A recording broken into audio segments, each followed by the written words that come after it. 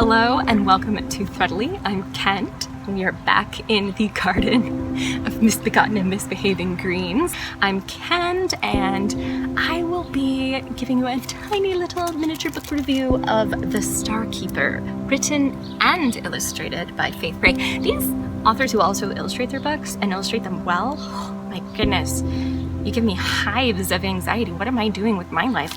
Anyway, this is one of my favorite new finds. It starts on a sad note because the world had been dark for a long time. Rainy, lonely, dark.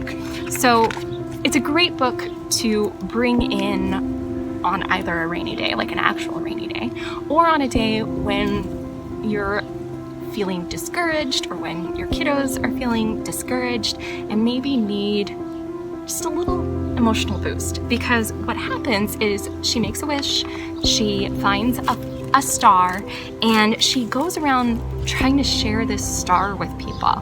And at first she tries sharing it with people who don't really need it, I guess, or people who think they don't need it.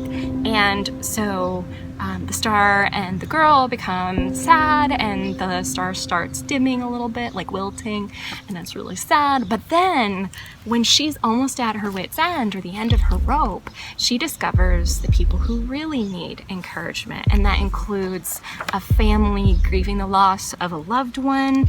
I think the implication is the father in the family may have passed. And then she discovers other people in town who are willing to help assist in spreading light around town, including a baker. And the baker gives her some bread, which she takes to a gentleman who's feeding the birds in the park and gives him the bread, and then he shares it with the birds. And so it's kind of one of those pay it forward books where you see some of the downstream consequences of a good deed. And by the end, you know, the star, every time she breaks off a bit of it to share it with someone else, the star actually gets brighter and bigger, and it ends up bringing the entire town together.